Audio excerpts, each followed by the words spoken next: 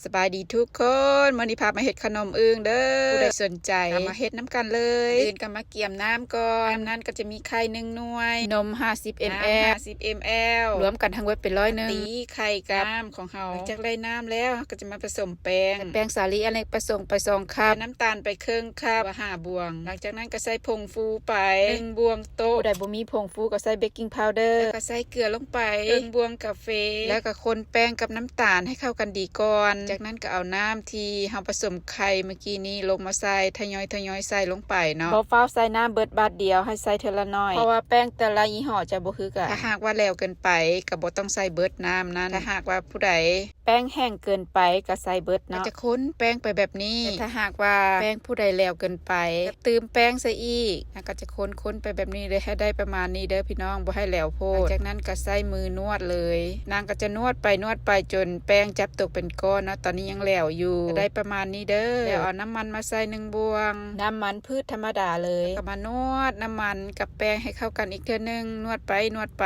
ใส่ถุงมือนี่จะยากหน่อยนึงเพราะว่าแป้งจะติดถุงมือแต่ว่าใส่มือธรรมดาจะบ่ติดมือหลังจากที่นวดแป้งแล้วก็จะปะไว้ประมาณ5-6 ชั่วโมงหรือผู้ใดบ่มีเวลาก็เฮ็ดข้ามคืนเลยก็ได้คือกันเฮ็ดกลางคืนแล้วมาทอดตอนเช้าจากที่ผ่านไป6 ชั่วโมงก็จะเอาแป้งมารีดแป้งนวลหรือว่าแป้งสาลีอเนกประสงค์ลงมาก่อนเนาะเพราะว่าจะเอาแป้งขนมลงมาให้แป้งขนมติดกับถาดตัวโต๊ะที่เฮารีดจากนั้นก็มาแบ่งแป้งออกต่อครึ่งแล้วเอาครึ่งนึงมาเฮ็ดก่อนก็จะรีดไปเฮ็ดยาวๆแบบนี้แล้วก็จะมาตัดให้ก้อนซ้ำๆกันทอๆกันขนมของเฮาจึงออกมาทอๆกันหลังจากที่ตัดแป้งทอๆกันแล้วก็จะม้วนแป้งก้อนมนๆแบบนี้ว่าเวลาที่จะเอาไปโรยกับงาจะง่ายกว่าจะเอาไปให้นาบกับงาให้งาติดบ่เฝ้าเอาแป้งนวลลงใส่เทื่อจากที่ไปติดกับงาแล้วเอาแป้งไปจ้ำกับงาแล้วให้มาแผ่แบบนี้แผ่ออกแบบนี้เลยแล้วเอาแป้งนวลหั่นโรยๆใส่ทีละน้อยบ่ให้แป้งติดกับไม้ที่ลิงแป้งนั้นจะได้ประมาณนี้เด้อพี่น้องก็จะเฮ็ดไว้แบบนี้เล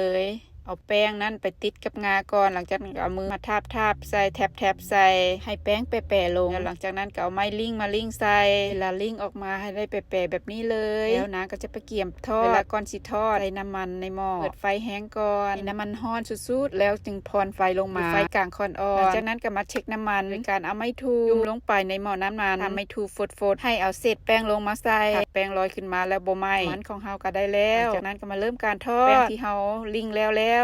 วเนาะมาใส่หม้อน้ำมันร้อนๆเลยเอาไม้ทูหั่นเคลียคนไปแล้วก็ปีนกลับแบบนี้แล้วก็ใส่ไม้ทูหั่นตบแบบนี้เลยเพื่อจะให้แป้งหั่นฟูออกต้องใส่มือเดียวธรรมดาแล้วต้องใส่2มือแล้วพี่น้อง2ไม้ทูให้เอาทูหั่นแตะใส่แป้งของเฮาจึงฟูขึ้นมาลองเฮ็ด2มือถ้าให้แป้งฟูขึ้นมาก่อนหลังจากนั้นจะปีนทางลุมขึ้นมาทางเทิงจะให้แป้งทางลุมหั่นฟูออกมือกระบังไว้นะพี่น้องโทษขออภัยหลายๆหลังจากนั้นก็จะได้แป้งประมาณนี้เลยบ่เห็นปานใดเนาะพี่น้องนี่เห็นแล้วพี่น้องดิขอโทษขออภัยน้ำมือที่บังแป้งไว้จะทอดทีละก้อนเด้อพี่น้องเพราะว่าทอด2ก้อนในหม้อเดียวหั่นมันบ่ได้เพราะว่าหม้อนั้นแคบเกินไปแต่ถ้าหากผู้ใดหม้อใหญ่ก้อนนี้ก็สามารถทอดได้2ก้อนบาทเดียวนางหั่นมีหม้อน้อยแบบนี้ทอด2ก้อนบาทเดียวนะมันจะแคบโพดจะเฮ็ดให้แป้งหั่นบ่ฟูปานใดตัวนึงค่ะก็จะใช้วิธีทอดก้อนเดียวไปเลยว่าแป้งของเฮาจะเบิดเนาะทอดเธอทำอิฐมันก็จะบ่ฟูปานใดเพราะว่าเฮาจะบ่ฮู้เทคนิคอีหยังหั่นนะไปเทื่อที่2เทื่อที่3ก้อนที่2ก้อนที่3แล้วก็จะฮู้เทคนิคแล้วว่าต้องเฮ็ดแบบใดขนมของเฮาก็จะออกมาฟู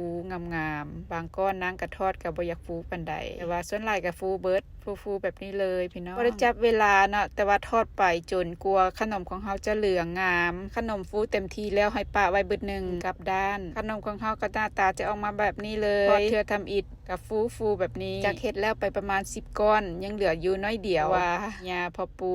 ผัวข้าเจ้ามักกินแซ่บหลายว่าซั่นเบิดไปประมาณ18ก้อนทอดบ่แล้วเทื่อหลังก็จะกลับไปทอดให้มันแล้วเนาะแป้งที่ทอดแล้วก็จะได้ประมาณนี้เด้อพี่น้องฟูกวงๆทั้งในแป้งบ่หนา